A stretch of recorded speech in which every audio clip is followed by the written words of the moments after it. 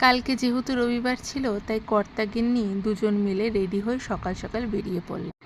আজকে আর কোনো রকম কোনো বাজার করার উদ্দেশ্যে নয়, আজকে বেরোলাম একটু চা খেতে।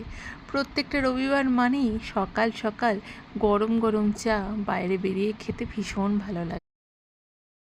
চা খেয়ে আসার পথে প্রধাননগরের একটা দোকান থেকে একটু ছোলা বাটোরা নিয়ে সঙ্গে কিছু ফলের বাজার করে বাড়িতে এসেছি।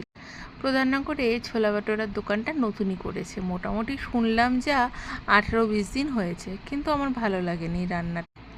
বাড়িতে আগের দিন রাত্রেবেলায় চিকেন নিয়ে এসেছিলো, সেটাই ম্যারিনেট করে রেখেছিলাম। একটু কাসুরি মেথি চিকেন বানিয়েছিলাম ঘি দিয়ে।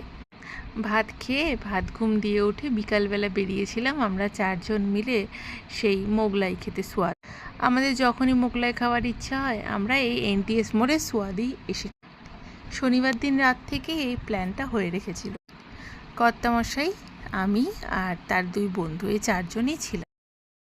যেহেতু আজকে চন্দ্রগ্রহণ ছিল তাই মা বারবার করে ফোন করে বলে দিয়েছে রাত্রি 10টার পর কোনো রকমের কোনো খাওয়া খেতে না, যা খাওয়া 10টার আগে। তাই সবাই মিলে প্রথমে একটু মোগলাই খেয়ে গিয়েছিলাম গুলমাতে।